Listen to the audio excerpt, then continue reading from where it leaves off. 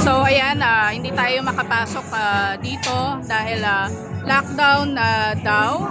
Pinapunta tayo dito kahit na sinabi ko namang hindi na kailangan pumunta dito. At i-interviewin natin ang ibang mga tao doon na sinarahan nila ng pinto. Ayan, so pupunta tayo doon ngayon. Yung iba doon, mga andito pa ng sobrang aga.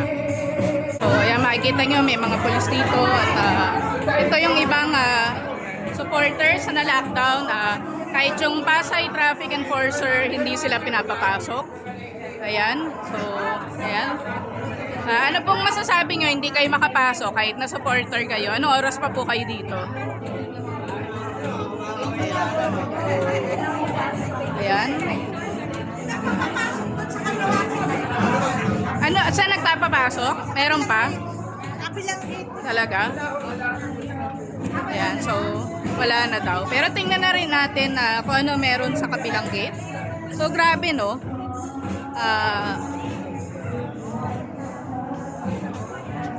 Ayan, so ang dami ng mga supporters dito na sa labas ng Cuneta Astrodome. So ito no, ito yung sinasabi nilang kabilang gate. Ayan. So tanungin natin sila no, since ayaw nila magpapasok yan bilang media, 'di ba? Duty natin mag-report. So anong oras ho kayo nag-lockdown? Kulang ng isa pa. Anong oras ho nag-lockdown? Kukuha pa po ako sa loob kaya naman. Anong oras nag-lock ng gate? Kasi di ba sabi 4 yung event, dumating kasi ako dito quarter to 4. So I'm asking, anong oras nag-lock ng gate? Nakanabaw na ako. Anong oras nag-lock ng gate? What? I'm a news reporter. I'm a news reporter and my job is to deliver the truth. So I'm asking what time nag-lock ng gate? Yeah, kasi it was locked to the public but your announcement kasi was 4 p.m. So I wonder why it was locked, it's not even 4 p.m. So ano oras nag-lock? So, but ha? Okay. Yeah. Oo nga, I know. Yeah, pero may nag-usap kasi doon na kanina nagpapapasok dito eh. Yeah. So, ayan ang ibang mga supporters, ang kandidato. Ayan, supporters ni Senator Amy Marcos. Ayan, tanungin natin, bakit nyo po sinusuportahan si Amy Marcos? Ano no? Ano pong, ba't nyo po sinusuportahan si Senator Amy Marcos? Ano pong gusto nyong qualities niya? Ay, tumutulong. Tumutulong. Ayun po. Na-meet nyo na po siya in person? Last election. Oo. Ngayon, hindi pa ulit. Tinry nyo din ba pumasok? Hindi kayo umabot? Opo, yun na po. Oo. Ano oras po kayo nasaran? Ano po, alas 10 pa lang, sarado na eh. 10 a.m.? Nakalock na? Puno na yung ano tao. 10 a.m.? Sobrang aga. Aga po sila na Okay. napapasok eh. Sobrang aga naman. Grabe no, 10 a.m. So, ibig sabihin, sobrang lakas sa mga kandidato. Andito pala ang ating si Juliana. Si Juliana. Juliana. Hello Juliana. So bago ka pumunta dito to support our candidate sa Cuneta Astrodome, how was your day? Ano ang ginawa mo?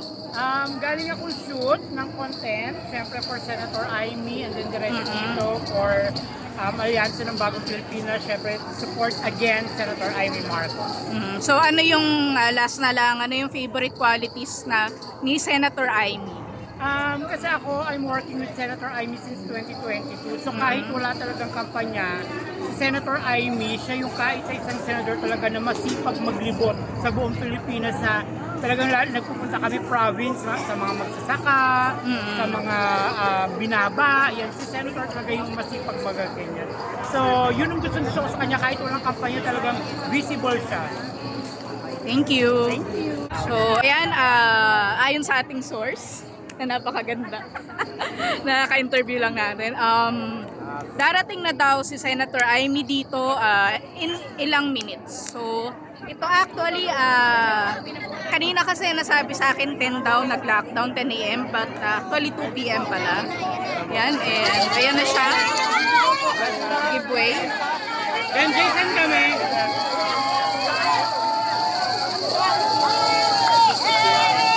Ayan, so may rinig natin ang excitement ng mga tao.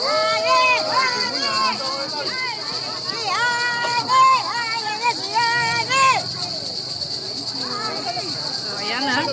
Ayun na si Sen. Ayan, para may daanan. Ayan na, of course, ang kanyang convoy.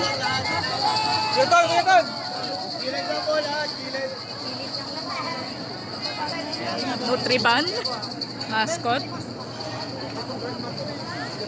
Ayan na siya.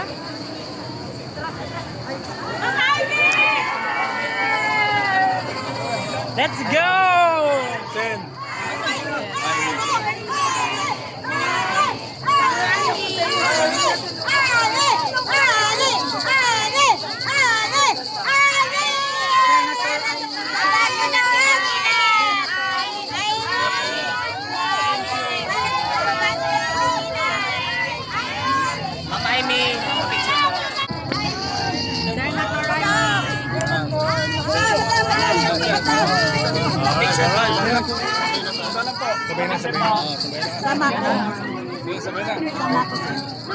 Nakikita nyo,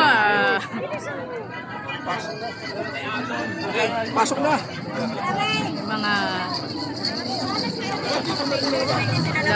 mga supporters niya. Pero syempre hindi na tayo papasok dahil pag pumasok hindi ka na makakalabas. Ayoko namang hindi makalabas dahil tayo ay may pupuntahan pa. At makikita nyo yung ibang bumuntot kay Senator Amy Marcos. Pinipigilan sila ng mga kapulisan at gwardiya. So hindi ka basta pwede sumunod. Ayan, oh. Kahit anong pakiusap. So yun lang ang ating balita para sa rally ngayon. Ayan. So again, ang pangalan nitong partido ay ang Alyansa ng Makabagong Pilipinas.